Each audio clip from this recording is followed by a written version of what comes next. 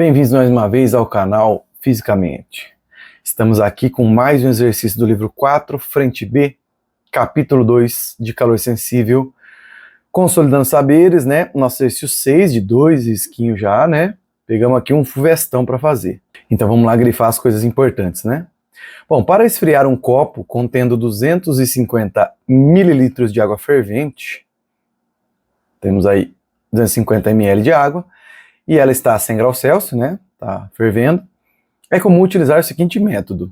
Vamos lá, um exercício mais difícil por quê? Não é uma pergunta direta, né? Você vai ter um problema descrevendo ali. A gente vai ter aí que vestir a carapuça de cientista, né? Para poder resolver. Então ele fala assim, ó, primeiro passo, colocar esse copo dentro de uma vasilha em contato com 1 litro de água à temperatura ambiente, que é de 25 graus Celsius. A gente vai pegar essa água quente e colocar numa vasilha, e a vasilha vai ter 1 litro de água, né? E vai ter 25 graus Celsius. Beleza.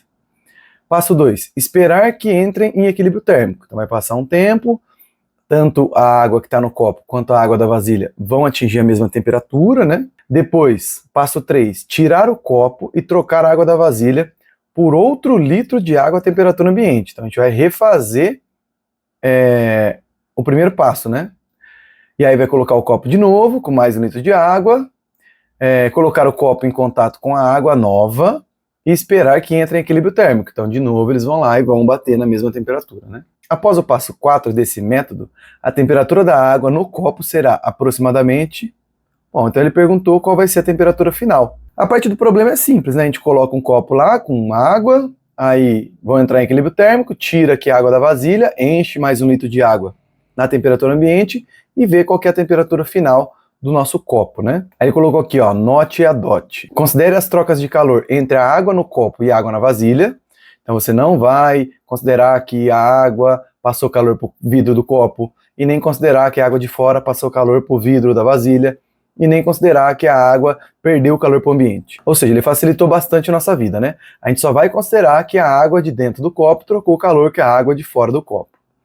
Despreze quaisquer trocas de calor do sistema com o ambiente, né? Já falamos isso. Então vamos lá.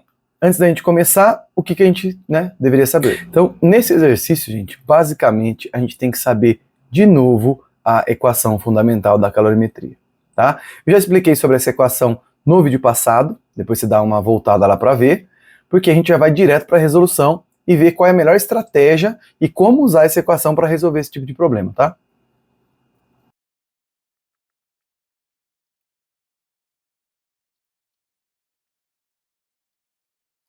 Então vamos lá, gente. Esse tipo de exercício é um clássico de balanço energético. Exercício de balanço energético, você vai sempre levar a lógica da conservação de energia para resolver. Como assim? Essa água aqui dentro desse copo, ela está mais quente do que a água que está na vasilha. Então ela vai perder calor para a água que está na vasilha. Então vamos supor aqui, ó, que você perdeu 500 calorias. A gente sabe que calor perdido tem que ter o sinal negativo, né? Então você coloca, saiu da água mais quente 500 calorias, tá? Essa quantidade de calor não pode ter ido para outro lugar, a não ser para a água da vasilha. Então essa água da vasilha, ela recebeu essas 500 calorias. E aí, sempre que a gente somar o calor que foi perdido por um corpo e o calor que foi absorvido por um corpo, essa soma sempre tem que dar zero. Porque esse calor não pode ser perdido e nem criado, entende? Então todo exercício que você misturar 2 coisas, 3 coisas, 4 coisas, o calor de cada uma dessas coisas vão ser somados e vão dar zero, sempre, tá? Então esse vai ser o nosso plano para poder resolver exercícios desse tipo. Então nesse caso aqui, a gente vai separar em 2 etapas, tá? Na primeira etapa, a gente vai misturar a água do copo com o da vasilha. Então você vai colocar aqui, ó, a quantidade de calor da água que estava no copo, somada com a quantidade de calor da água que estava na vasilha, somadas tem que dar zero, beleza? E aí a gente vai abrir esses macetes, né? A gente vai abrir o calor do copo e vai abrir o calor da água na vasilha, né? Calor da água no copo e da água na vasilha. Então, a formulinha de calor a gente sabe, né? Massa da água que está no copo, vezes calor específico da água que está no copo, vezes a variação de temperatura, que é a temperatura final menos a temperatura inicial. Mesma coisa a gente vai fazer para a água que estava na vasilha, né? A gente vai pegar a massa da água que estava na vasilha, calor específico da água que estava na vasilha e a variação de temperatura, ou seja, a final menos a inicial. E essa soma tem que dar 0, tá? Onde está a nossa incógnita? Vai estar aqui, né? Temperatura final dos dois. Quando a gente encontrar essa temperatura final, a gente vai saber o que foi que aconteceu com a temperatura dos dois na primeira etapa, tá? Lembrando que a gente vai ter que repetir essa etapa, porque ele tira a água da vasilha e enche com outra água, né? Então, primeiro a gente vai calcular essa temperatura final. Bom, massa da água no copo. Lembrando que, se ele estiver trabalhando com água, agradece a Deus, porque a densidade da água é 1 kg para 1 litro, né? A água é uma substância que, se você encher 1 litro dela e pôr em cima da balança, vai dar exatamente 1 kg, tá? Diferente de outras substâncias. O óleo, por exemplo, é menos denso que a água. Se você colocar 1 litro de óleo na balança, não vai dar 1 kg, vai dar um pouco menos, né? Então, como a água 1 kg é 1 litro, 250 ml vai ser 250 gramas de água. A gente já pode pôr aqui direto, sem problema. O calor específico da água, ele não falou aqui, tá vendo? Mas a gente tem que saber que vale 1, né? É um calor específico muito famoso, né? É 1 caloria por grama grau Celsius. A água tem um calor específico alto, né? Por mais que é 1, parece baixo, mas é um calor específico alto. Ela precisa de uma caloria inteira para pegar 1 grama e variar 1 grau Celsius, né? Por isso que ela é usada em sistemas de resfriamento, né? Como radiador do carro, como água do mar para poder resfriar reator nuclear em usina nuclear, e já tá bom de exemplo, né? E aí, vamos continuando. A temperatura final, né, fica aqui nossa incógnita, e a temperatura inicial da água no copo é de 100 graus Celsius. Perfeito. Continuando, a massa da outra água é 1 litro, né? A gente sabe que 1 litro é 1 quilo, né? E muito cuidado. Se a gente está usando o calor específico em caloria por grama grau Celsius, esse 1 quilo de água não pode estar 1 quilo, né? Tem que estar 1000 gramas. Calor específico 1, temperatura final vou descobrir, menos temperatura inicial, que era 25, né?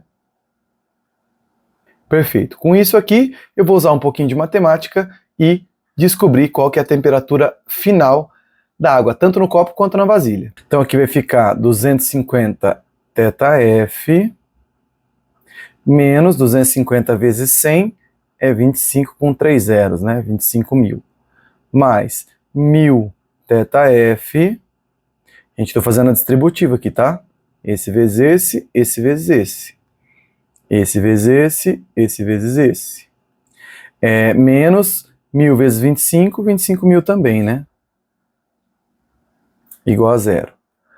Bom, vou passar tudo lá para outra folha para a gente continuar. Aqui junta 250 com 1000, vai ficar 1250 ΔF. 25.000 com 25.000 vai dar 50.000 negativo. Vou passar para o outro lado, mais 50.000. Vou ter então que o meu ΔF é 50.000 dividido por 1.250. Pode cortar esse zero com esse zero, né? E aí, de cabeça, vai dar 40 graus Celsius. Tá? Então a água, nessa primeira resfriada dela, ela caiu para 40 graus Celsius, né? De 100 graus Celsius caiu para 40 graus Celsius. Agora a gente vai para a etapa 2, né? Na etapa 2, a gente vai fazer basicamente a mesma coisa. Vou até tirar um Ctrl+C, Ctrl+V daqui, ó. A gente vai ter o calor da água que está no copo, mais o calor da água na vasilha, igual a 0, né? Aqui coloquei, né? Abri o esquimacete e vou substituir. Muito cuidado agora, ó. Massa da água continua sendo 250 gramas, calor específico continua sendo 1, temperatura final vou descobrir, mas a temperatura inicial mudou, né? Ela agora é 40 graus Celsius, não é mais 100, né? Então aqui fica 40, mais massa da água continua sendo 1000 gramas, né? Que é 1 litro, né? 1 quilo de água, calor específico 1, temperatura final vou descobrir, temperatura inicial é os 25, né? Tudo isso igual a 0. Bom, então continuando aqui vai dar 250 ΔF, distributiva, né, gente? Menos 250 vezes 40 vai dar 25 vezes 4 dá 100, né? Com mais 2 zeros, ou seja, 10.000, mais 1000 ΔF, menos 25.000, igual a 0. Junta os ΔF, de novo, 1.250 ΔF, menos 10.000 com 25.000 vai dar menos 35.000, né? Já vou passar esse 35.000 para lá, né? Positivo. 35.000 foi para o outro lado positivo. E agora é só dividir 35.000 por 1.250. Corta esse zero e de cabeça isso dá 28 graus Celsius. Tá? Então a gente conseguiu descer a água de 100 graus Celsius na primeira mistura para 40 e na segunda mistura para 28 graus Celsius. Dando aí o gabarito letra B. Beleza? Um exercício um pouco mais difícil da FUVEST, né? Mas assim, é um difícil que é um clássico, tá? Todo exercício que você misturar duas coisas para atingir o equilíbrio térmico, você vai partir dessa ideia de balanço energético. Vai somar a quantidade de calor e sempre igualar a zero. A gente teve que fazer isso aqui em 2 etapas, né? Na primeira etapa e na segunda etapa. Mas conseguimos chegar na temperatura final. Beleza? Então, por isso é hoje e por hoje é isso. Fui.